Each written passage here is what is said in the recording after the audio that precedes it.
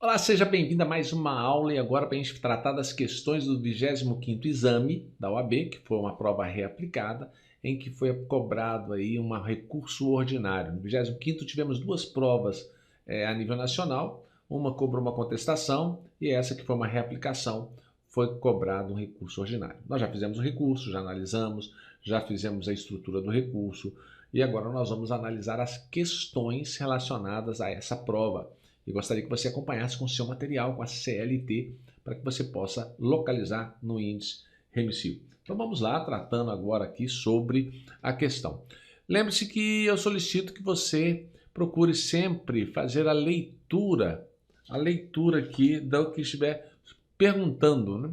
Porque fica mais fácil você identificar a resposta. Deixa eu ver aqui que está faltando a letra A. Ah, está aqui a letra A. Então vamos. Para tentar anular o auto de infração lavrado, em qual justiça própria a ação deve ser proposta? Justifique. Caso a empresa contratasse um aprendiz com deficiência, seria possível computar esse aprendiz na cota de deficientes? Bom, nós temos aqui questão de anulação. Justiça própria vai tratar de competência da justiça. Quando nós falamos aqui de aprendiz, nós temos aprendiz, a palavra-chave, e trata também de cota de deficientes.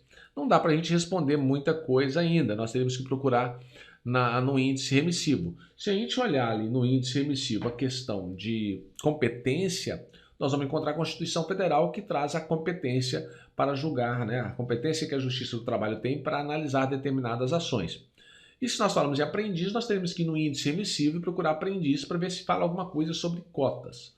Então vamos lá.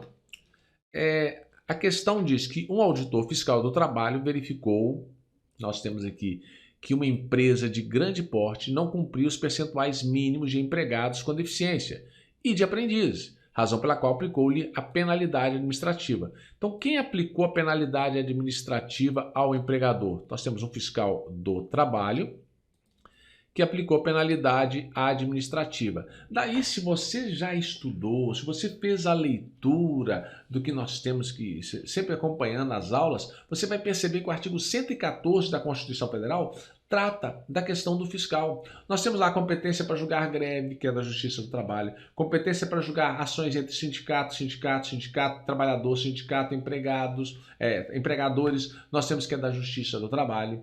Nós temos também, quando é aplicado uma penalidade administrativa, que seria da Justiça do Trabalho, no caso, fiscal do trabalho. O artigo 114 da Constituição trata disso. E se você buscar lá a Justiça do Trabalho, competência, nós vamos encontrar. Se nós pegarmos aqui a CLT, eu uso a CLT aqui da Juspódio, Renato Saraiva, Ariana Linhares, Rafael Tonassi. Aí você vai ver se a sua CLT também você localizaria de forma fácil. Então nós temos, é um fiscal do trabalho que aplicou a multa ao empregador. Então é uma fiscalização do trabalho. Ou você procura a palavra fiscal do trabalho ou fiscalização. Eu encontrei aqui, ó, fiscalização do trabalho. Olha aqui, ó, fiscalização do trabalho. E nós temos aqui, competência da Justiça do Trabalho, artigo 114, inciso 7. Primeiro item aqui, nós vamos lá no artigo 114, inciso 7, e nós vamos encontrar, compete, o caput diz, compete à Justiça do Trabalho processar e julgar, inciso 7, as ações relativas penalidades administrativas impostas aos empregadores pelos órgãos de fiscalização das relações de trabalho. Com isso, nós pegaríamos aqui a nossa resposta, no primeiro aqui, ó, nos termos do artigo 114, inciso 7º da Constituição Federal, compete à Justiça do Trabalho apreciar, aqui no caso, a gente copia aqui, apreciar as ações relativas às penalidades administrativas impostas aos empregadores pelos órgãos de fiscalizações das relações de trabalho. E aí a gente respondeu fundamentando, não pode esquecer o inciso, nem o artigo, nem de onde se trata. Caso a empresa contratasse um aprendiz com deficiência, seria possível computar esse aprendiz na cota de deficientes? Justifique. Ora, se nós temos a palavra aprendiz, nós temos que olhar no índice remissivo a palavra aprendiz. E se eu pego aqui aprendiz, eu tenho 7 itens, fala depósito de FGTS, Fala dispensável, número mínimo de empregados, duração do trabalho, número obrigatório, previsão legal, regulamento e cota deficiente. Artigo 93, parágrafo 3º da Lei 8.213/91. E aí nós vamos lá nessa lei, a Lei 8.213/91, já puxei ela aqui. O artigo 93 vai tratar aqui da empresa com 100 ou mais empregados, está obrigada a preencher de 2% a 5% dos seus cargos com beneficiários reabilitados ou pessoas portadoras de deficiências habilitadas na seguinte proporção. Esse aqui já foi cobrado uma vez na prova da OAB. Esse percentual aqui que seria necessário. Agora vamos lá no parágrafo 3º. Para a reserva de cargos será considerada somente a contratação direta de pessoa com deficiência, excluindo o aprendiz com deficiência de que trata o caput da CLT. Então eu não posso substituir um aprendiz com deficiência pela cota das pessoas com deficiência. Então nossa fundamentação seria nos termos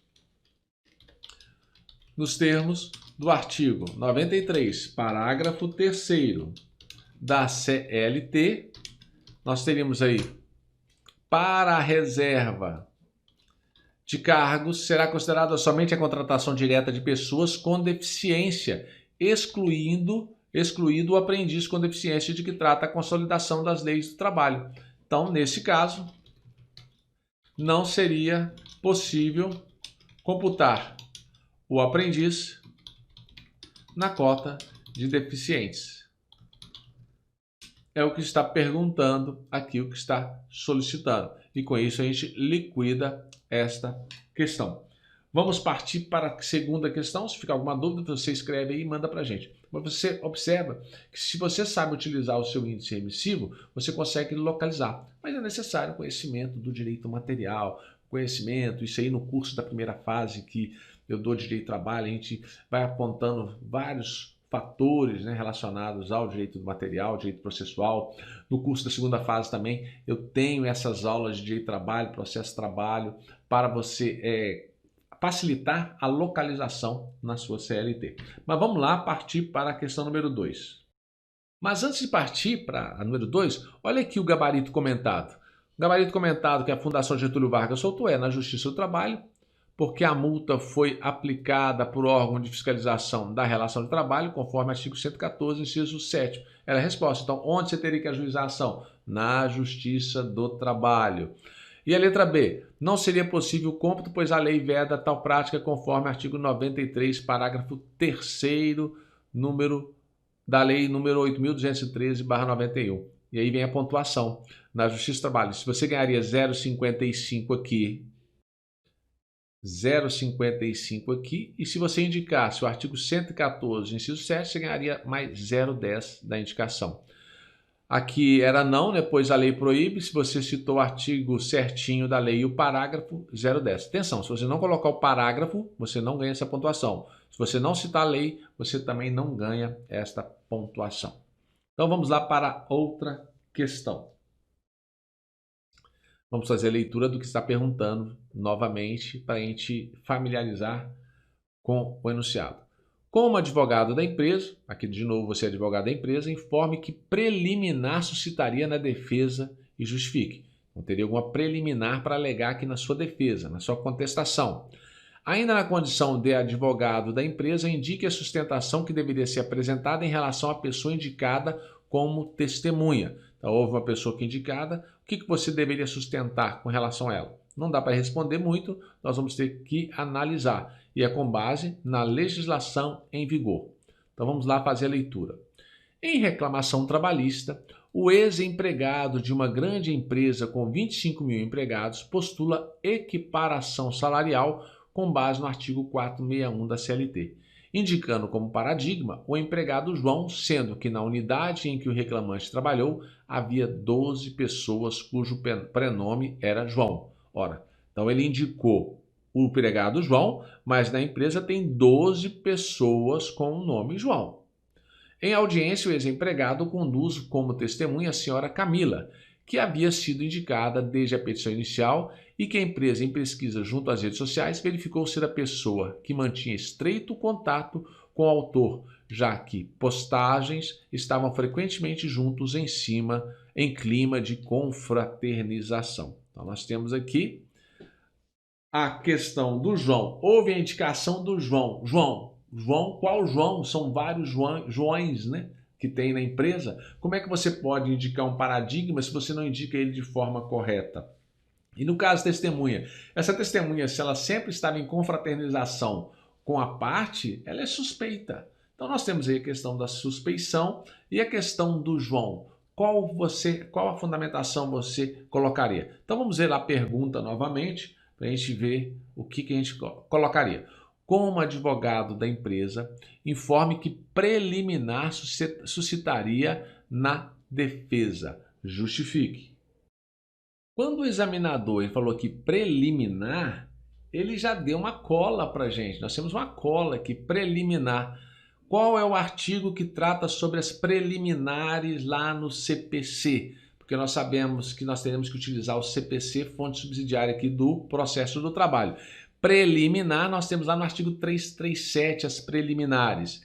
E quais são as preliminares que nós temos? Que incumbe ao réu, antes de discutir o mérito, alegar inexistência ou nulidade de estação, incompetência absoluta e relativa. Lembrando que a incompetência relativa não é preliminar na Justiça do Trabalho, porque você tem a exceção de incompetência, incorreção do valor da causa, inépcia da petição inicial, perempção, litispendência, coisa julgada, conexão e incapacidade. Agora, você deve lembrar que se a petição inicial ela tem um pedido e não tem o fato, se tem o fato e não tem o pedido, é inepta. Se você tem o pedido e não tem o fato, é inepta. E vice-versa. Se você não tem os dados necessários na sua petição inicial, no caso, indicou João, mas não falou qual o João. Eram vários Joões que tem na empresa e você não indicou qual é o João correto. Nesse caso, há a inépcia da petição inicial nesse sentido, com relação a esse pedido. Então nós teríamos ali a alegação de inépcia. E lá no artigo 330, deixa eu ver se é o artigo 330 mesmo, nós temos aqui, ó, a petição inicial será indeferida quando for inepta. E quando que a petição é inepta? Quando lhe faltar pedido ou a causa de pedir. Então nós temos aqui, falta uma causa de pedir, que é com relação a qual João você estava se dirigindo, mencionando na sua petição. Então, como advogado da empresa, informe que preliminar suscitaria na defesa. Justifique. Aí você poderia responder, como advogado da empresa, eu suscitaria a preliminar de inépcia da petição inicial, uma vez que o reclamante não indicou dados suficientes do paradigma.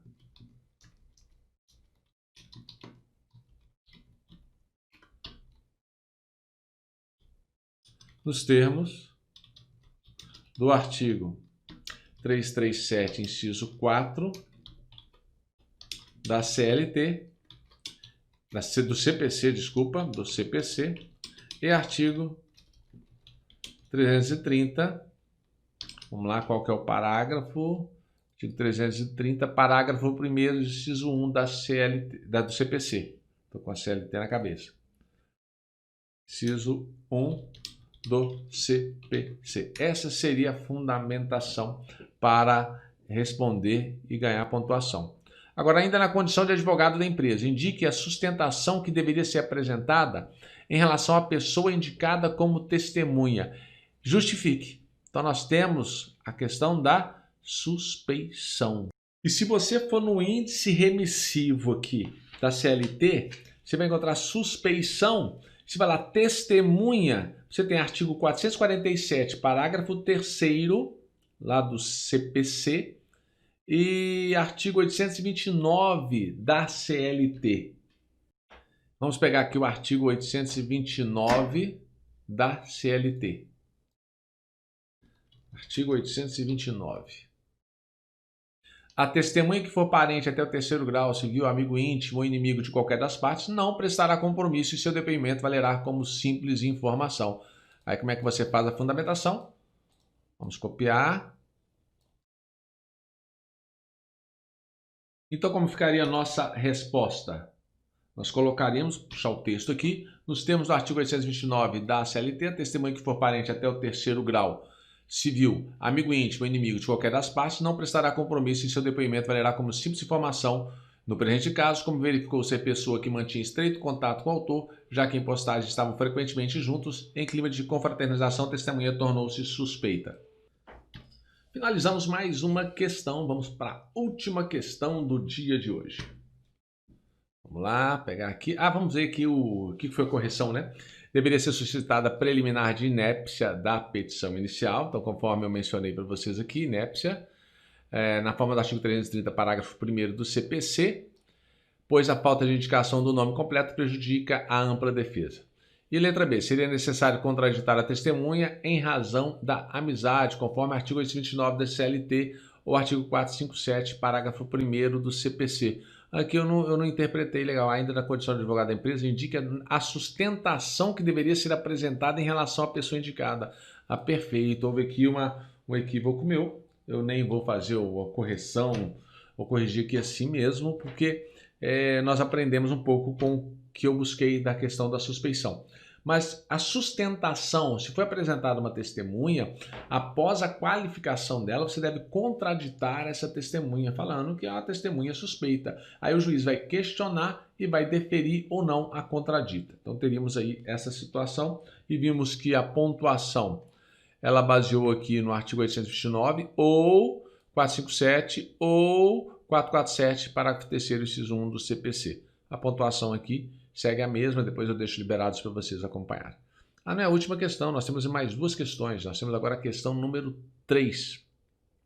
Então faltam duas questões, temos a questão 3 e a questão 4. Vamos ver a pergunta. Que tese poderia ser articulada em relação à situação retratada para a defesa do seu constituinte? Analise a viabilidade do litisconsórcio ativo entre João da Silva e Antônio Mota, declinando os requisitos legais para que isso aconteça na Justiça do Trabalho. Então vamos dizer que diante do caso apresentado como advogado da sociedade empresária, de acordo com a lei e o entendimento consolidado do TST, então nós temos a resposta na lei e temos a resposta na jurisprudência do TST. Respondo itens. Que tese poderia ser articulada em relação à situação retratada para a defesa do seu constituinte? Vamos ter que ler. Analise a viabilidade do litisconsórcio ativo entre João da Silva e Antônio Mota, declinando os requisitos legais para que isso aconteça na Justiça do Trabalho. Então nós temos que ver quais são os requisitos do litisconsórcio ativo. Vamos ver lá.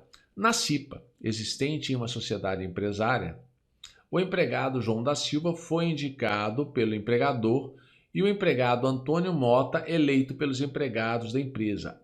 Legal aqui. Nós temos então, representante da CIPA, ele tem estabilidade? Tem. Somente quem? Somente os empregados eleitos têm a estabilidade, a garantia. Aquele que é indicado pelo empregador, ele não tem garantia de emprego. Primeira situação.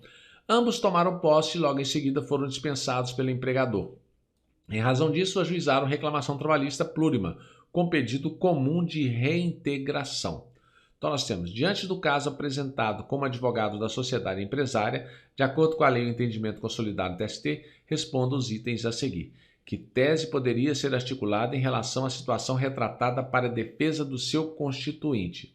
Bom, no caso, você apresentaria como defesa que o empregado João da Silva ele foi indicado pelo empregador e, portanto, ele não tem a garantia de emprego. Se a gente busca aqui no índice remissivo, a gente encontra CIPA.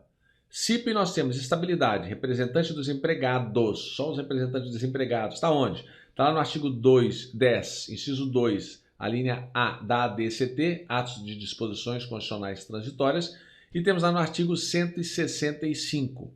E olha lá, presidente indicado pelo empregador e vice, ele é eleito. Nós já sabemos também que o presidente da CIPA é o indicado pelo empregador e o vice-presidente é aquele que foi eleito. Está lá no artigo 164, parágrafo 5º. Vamos ver aqui o artigo 165, então, da CLT. Vamos lá no artigo 165, para a gente poder fundamentar a nossa resposta. Os titulares da representação dos empregados nas CIPAs não poderão sofrer despedida arbitrária, entendendo-se como tal a que não se fundar em motivo disciplinar, técnico, econômico ou financeiro. E aí a gente fundamenta a nossa resposta. Que tese poderia ser articulada em relação à situação retratada? Então nós temos que, no caso do empregado eleito pelo empregador, ele não teria a estabilidade, conforme artigo 165 da CLT, que informa, dois pontos, os titulares da representação dos empregados na CIPA não poderão sofrer despedida arbitrária, entendendo como tal que não se fundar em motivo disciplinar, técnico, econômico ou financeiro. Então nós responderíamos desta forma. Nós temos aqui também, analise a viabilidade do litisconsórcio ativo entre João da Silva e Antônio Mota, declinando os requisitos legais para que isso aconteça na Justiça do Trabalho. Observa que aqui pede os requisitos. Então nós temos aqui requisitos. E se você for lá no índice remissivo, nós vamos encontrar lá litisconsórcio, ativo, requisitos, identidade de matéria e de empregador, artigo 842 da CLT. E nós observamos que existe identidade da matéria e do empregador. Então, nos termos do artigo 842 da CLT, vamos lá buscar o artigo 842.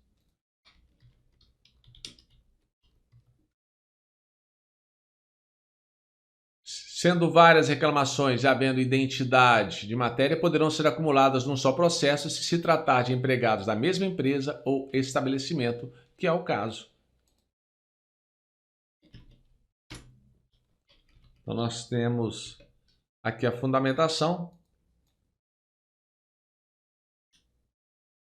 para obter a pontuação necessária. Vamos ver o que foi a resposta do gabarito comentado. A tese a ser advogada em relação ao empregado João Silva é que ele não é portador de garantia do empregador, do emprego, porque não foi eleito pelos empregados, mas sim indicado pelo empregador. Somente os membros eleitos possuem garantia na forma do artigo 10, 2 e 165. Letra B. Seria possível a reclamação plurima litisconsórcio ativo, porque a identidade de matéria e se trata do mesmo empregador, nos termos do artigo 842 da CLT. Perfeito. Aí aqui tem a distribuição dos pontos. Última questão de hoje para a gente finalizar. Ricardo, funcionário... vamos ler a pergunta. Qual a tese de mérito que sustentaria na defesa? Quais são os requisitos legais para que o aviso prévio possa ser reconsiderado? Então, aqui, ó, requisitos do aviso prévio. Vamos ler o que está pedindo. Ricardo, funcionário da Sociedade Empresária Carnes Nobres Limitada, pediu demissão do emprego. Então, Ricardo pediu demissão, informando que cumpriria o aviso prévio com trabalho, o que de fato ocorreu. Então, ele pediu demissão, cumpriu de fato o aviso prévio. Fim do contrato, Ricardo ajuizou reclamação trabalhista, afirmando que durante o aviso prévio não teve a redução da sua jornada em 2 horas diárias, nem faltou os 7 dias corridos, razão pela qual requereu o pagamento de novo aviso prévio e sua integração para todos os fins. Está correto isso? Claro que não, porque se é ele que pediu demissão, então ele não tem 2 horas reduzidas diariamente e nem pode optar pelos 7 dias no final para não trabalhar. Lembrando que se é trabalhador rural, se o trabalhador rural ele é mandado embora, ele não tem 7 dias, ele tem apenas 1 dia por semana. O empregado teria direito a 2 horas por dia? Se o empregador tivesse mandado ele embora. Ou poderia substituir pela falta aos 7 últimos dias de trabalho? Sim, se o empregador tivesse mandado embora, mas é ele que pediu demissão. Então essa é a observação dessa questão. Considerando essa situação, então vamos responder. Qual a tese de mérito que você sustentaria na defesa? Tá fácil, tá fácil. Se você pegar aí no seu índice remissivo, aviso prévio, você vai encontrar lá o termo redução. Então, o artigo 488 fala que você pode reduzir de 2 horas ou 7 dias no final. Nesse caso, mas somente quando é causa dada pelo empregador. Foi o empregado que pediu demissão. Então, essa é a nossa fundamentação. Você vai colocar, nos termos do artigo 488 da CLT, a redução... A redução da jornada só é válida quando o empregador dispensar o empregado, o que não ocorreu, vírgula, né? Melhor vírgula, o que não ocorreu no presente caso. Pronto, fundamentamos. E a outra? Quais os requisitos legais para que o aviso prévio possa ser reconsiderado? Para que o aviso prévio seja reconsiderado, é necessário a aceitação da outra parte. E para responder, era só ir também no aviso prévio, retratação, possibilidade mediante aceitação, artigo 489 da CLT. E o artigo 489 diz que, dado o aviso prévio, a rescisão torna-se efetiva depois de expirado o respectivo prazo. Mas, se a parte notificante reconsiderar o ato antes de seu termo, a outra parte é facultada a aceitar ou não a reconsideração. Nós não temos aqui uma obrigatoriedade. Então, nos termos do artigo 489 da CLT, dado o aviso prévio, a rescisão torna-se efetiva depois de expirado o respectivo prazo. Mas se a parte notificante reconsiderar o ato antes de seu termo, a outra parte é facultada a aceitar ou não a reconsideração. Então, os requisitos presentes seria a aceitação, tem que ser dentro do prazo do aviso prévio e tem que aceitar. Vamos ver aqui os comentários. A tese a ser sustentada, a letra A, é a da redução da jornada no decorrer do aviso prévio, isso é cabível quando o empregado é dispensado e não quando pede demissão. 488. Pode haver retratação desde que a manifestação ocorra no período do aviso prévio, a um requisito, e que a outra parte concorde. Artigo 489, vimos aqui a distribuição dos pontos e aqui nós utilizamos o site da própria Fundação Getúlio Vargas para responder essas questões. Espero que tenha gostado, que tenha anotado tudo e tenha acompanhado com a sua CLT, porque só assim você vai aprender. Até mais, bons estudos, nos vemos nos próximos vídeos. Acompanhe a gente por aí.